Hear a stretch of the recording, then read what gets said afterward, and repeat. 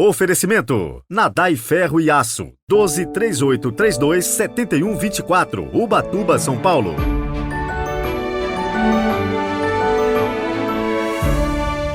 Olá, bom dia! Sejam muito bem-vindos a este sábado 17 de junho de 2023. E se ontem comemoramos a solenidade do Sagrado Coração de Jesus, hoje a Igreja comemora a memória do Coração Imaculado de Maria. Rezemos juntos.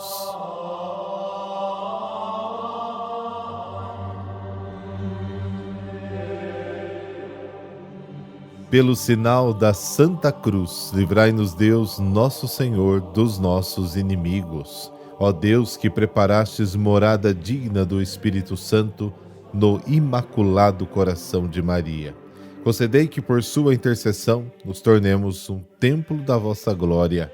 Amém.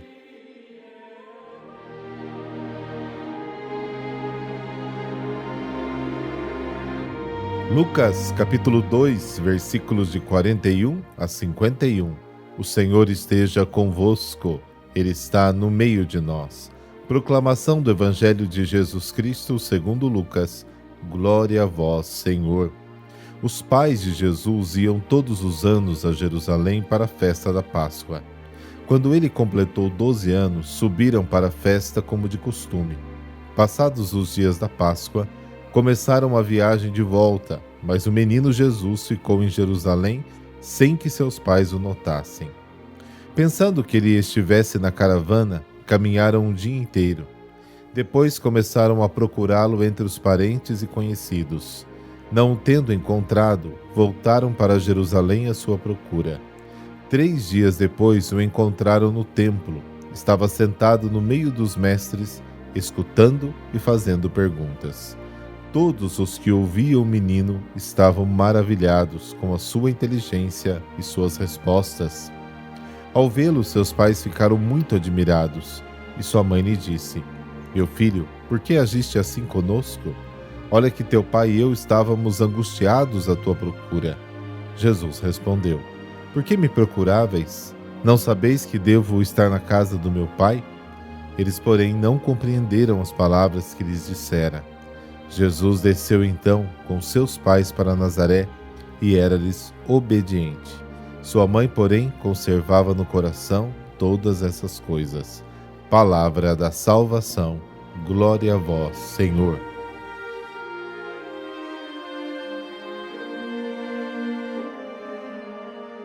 No início, há uma referência à lei do Senhor, a qual Maria e José obedecem, fazendo a sua peregrinação anual à cidade santa, Jerusalém. Este detalhe indica que Jesus cresceu na piedade judaica e na observância da lei. E um acontecimento de aflição, o desaparecimento do menino Jesus, que na época tinha 12 anos. Oferece então ao narrador a oportunidade de nos apresentar uma cena esclarecedora sobre o mistério da pessoa de Jesus. Seus pais, depois de procurá-lo por 3 dias, o encontram nos pátios do templo, entre os escribas, os mestres da lei, ouviam seus discursos e fazia perguntas. Neste contexto, é apresentado um primeiro sinal da extraordinária sabedoria de Jesus e que um dia fascinará multidões. Maravilhavam-se da sua inteligência e das suas respostas. Diante da observação da mãe, Jesus responde com expressões que revelam a sua autoconsciência e a visão clara que tem da missão que o espera. O evangelista se refere então ao regresso a Nazaré, lugar onde Jesus cresceu, e com este último motivo, Lucas conclui a história que começou com um ato de obediência de Jesus a Deus e agora termina com um ato de submissão aos pais. A primeira ideia que se destaca nesta fuga de Jesus é que uma família sem Deus não tem fundamento.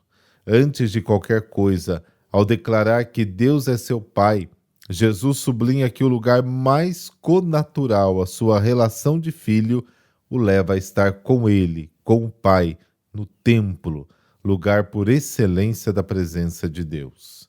Este detalhe nos leva a centrar a nossa atenção no Templo de Jerusalém e também na centralidade deste lugar para a vida religiosa da comunidade judaica. Jesus entra neste espaço sagrado com a idade de 12 anos. A escolha do templo como lugar de manifestação da sabedoria sobre-humana de Jesus é uma característica de Lucas, que apresenta o templo como lugar onde começa o Evangelho. E o velho Simeão reconhece na criança apresentada pelos pais a salvação esperada de Israel. Mas na narração da peregrinação de Jesus aos 12 anos no templo, Lucas pretende afirmar que desde aquele dia passamos da realidade do templo como morada de Deus à sua presença viva na pessoa de Jesus. É um apelo à comunidade judaica centrada no templo a reconhecer que toda a vida litúrgica se encontra no templo, que é a pessoa de Jesus. A resposta aos pais que o procuravam e o encontraram no terceiro dia apresenta o modo como Jesus agirá para com os homens. A sua atitude é incondicionalmente filial. Jesus agirá com absoluta submissão ao Pai.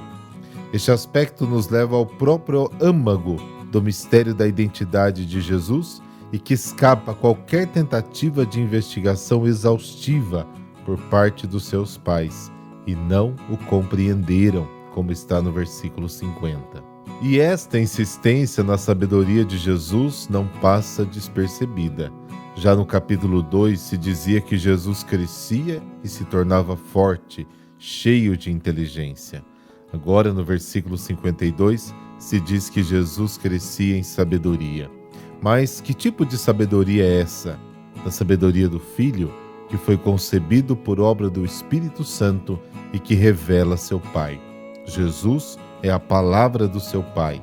A sua pregação não será uma doutrina abstrata, nem uma atualização da palavra dos profetas, mas é a sabedoria do Filho que vive na intimidade do Pai. Uma confirmação nos chega das últimas palavras de Jesus na cruz. Pai, nas tuas mãos entrego o meu espírito, lá no capítulo 23. E como ressuscitado antes de subir ao Pai, promete aos seus discípulos o Espírito como promessa. Lucas 24. A sabedoria de Jesus, o seu ensinamento, a sua palavra estão enraizados na sua intimidade com o Pai, na sua total fidelidade a Ele.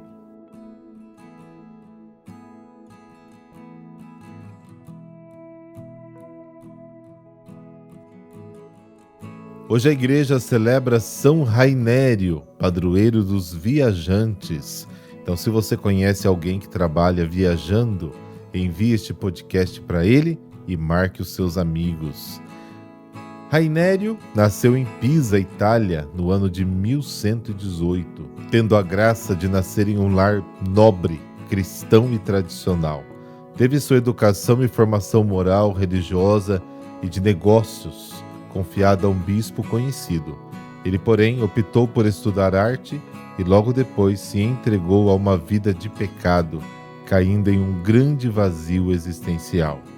Diante das consequências interiores que experimentava por estar entregue às contradições cristãs, impressionado com a miséria e a pobreza do povo à sua volta e providencialmente, após um encontro com o eremita Alberto de Córcega, uma grande testemunha em seu tempo, que deixara tudo por causa de Jesus, o jovem decidiu mudar de vida.